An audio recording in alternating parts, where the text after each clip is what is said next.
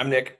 This is 10 Minutes with Nick. And yes, I'm still staring down into the camera because my back is still sore. I'm beginning to have to recognize that it's slightly injured, but I'm stubborn. And in my acting class on Thursday, I'll probably still fall down and do stunts because I insist on refusing to accept that I ever have an injury. Welcome to 10 Minutes with Nick.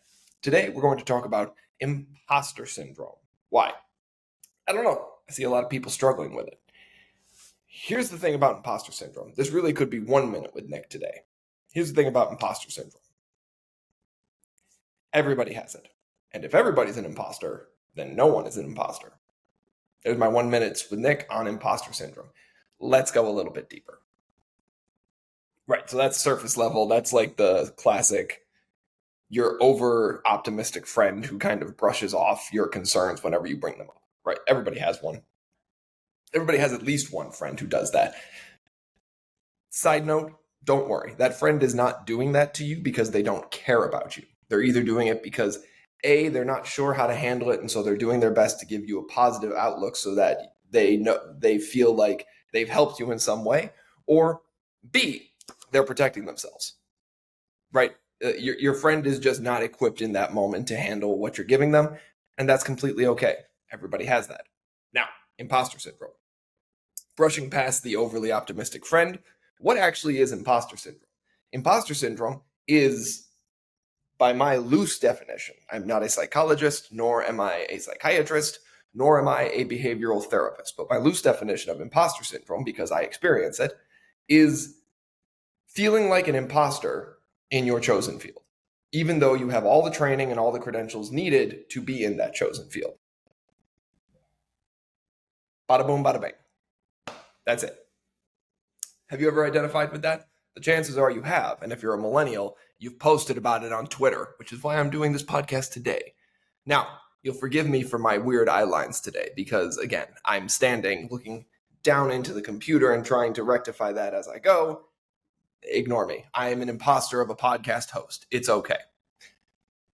So what's the problem with imposter syndrome? The only problem with imposter syndrome comes when it paralyzes you, right?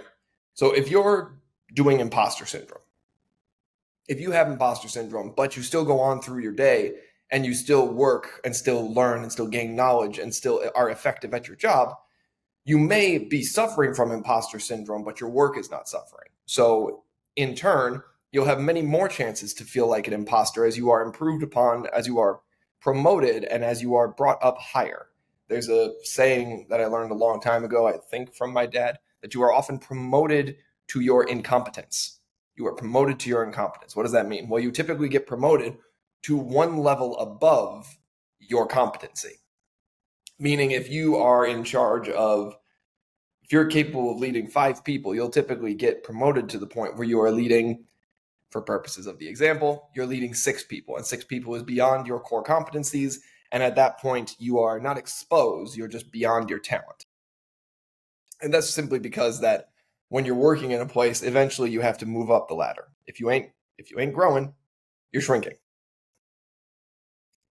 That's a very Ricky Bobby piece of philosophy. Don't necessarily buy into that.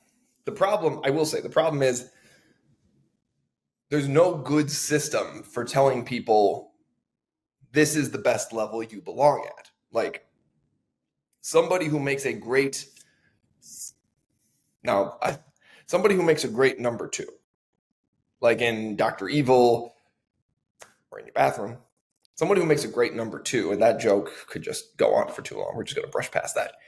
Somebody who makes a great number 2 may not make a very good number 1. They may excel at some of the more organizational tasks, and they may excel at some of the administrative tasks that a number 2 typically takes on.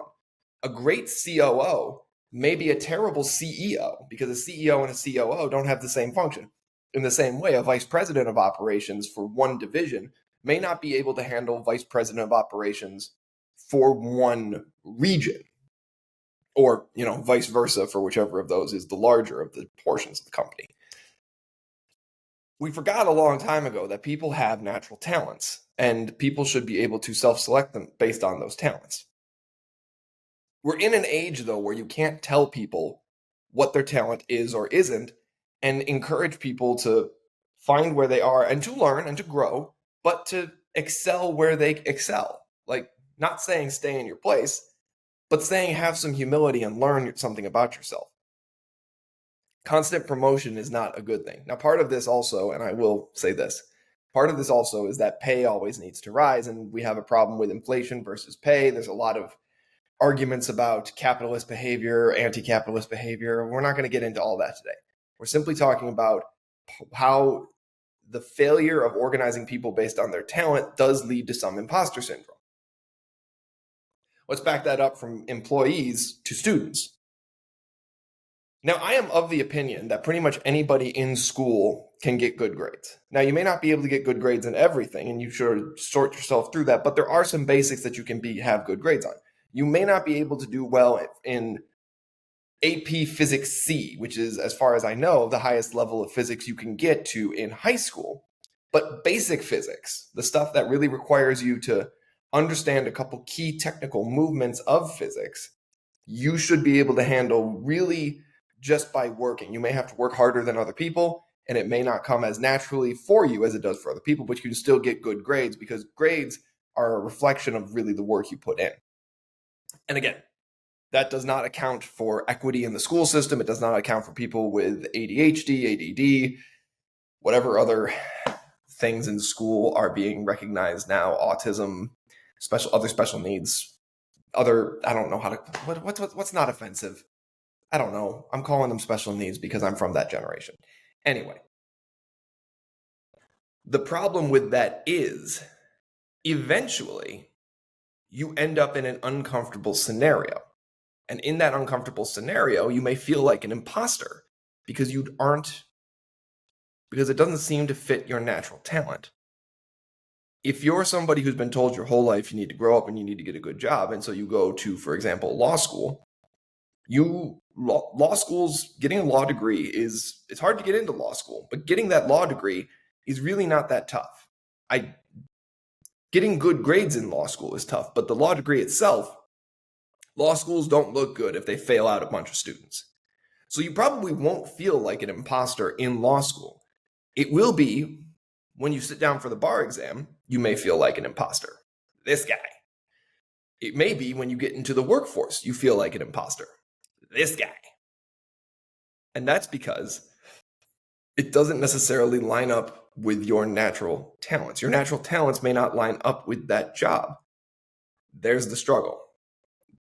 Now it seems like I'm saying that some people are more suited for less high-paying jobs. The answer is yes. That's not a good thing. That's not a bad thing. It's just a thing. Some people are not suited for certain high-collar or white-collar work. I know I for certain am not. I could not be an accountant. I would be terrible as an accountant. I was not a good lawyer. I'm a halfway decent legal consultant. But that's literally only because there are people willing to hire me as a legal consultant, and I know enough words. I know fancy words. I can't read. I've just memorized a lot of words. It's a New Girl quote. I had to get that in there somewhere. Look, if you have imposter syndrome, one thing you might want to consider is that you actually are pretty skilled at what you're doing. You just have some humility about your own skills. If you feel like you're suffering from imposter syndrome, take stock. You may come to the conclusion that, wow, I'm actually a lot better at this than I thought. The imposter syndrome won't go away. It's not magic, but it will help you grapple with it and continue on your way. If, on the other hand, like all the talent crap I was just talking about, you take an assessment and you go, some of the basics are escaping you. You don't necessarily have imposter syndrome. You just may have found that the job is not a good fit for you. The good news is that at any age, you can always change that. I'm living proof. I left a stable career at 29 to go be an actor because the stable career didn't fit me. I also had some other issues as well, I was insane, but regardless, the only way to beat imposter syndrome is to take an honest assessment of your life. And part of that honest assessment has to be, what are actually my talents? What am I actually not only skilled at, but which of those skills are marketable. There's a Japanese concept that encapsulates all that. I forget what it's called. I'll look it up for next time. Next podcast, we'll talk about 10 minutes on what your talent is. Today, I'm out of time. Hopefully that made sense. If you have imposter syndrome, I really hope that helped you. If it didn't help you, well, just move on. It's the internet. You can just ignore my video and never have it darken your screen again. But if you did like it, join the 31 people who listened to 10 Minutes with Nick. Like and subscribe on YouTube. Come find me on Instagram, 10 Minutes with Nick. I'm not creative. It's literally anywhere that I am. You can just find me by searching 10 Minutes with Nick. It's the easiest thing in the world. Like and subscribe. If you didn't like it or didn't like it, don't subscribe. But like the video anyway. Give a brother a click. I'm Nick. This is 10 Minutes with Nick. Have a great day.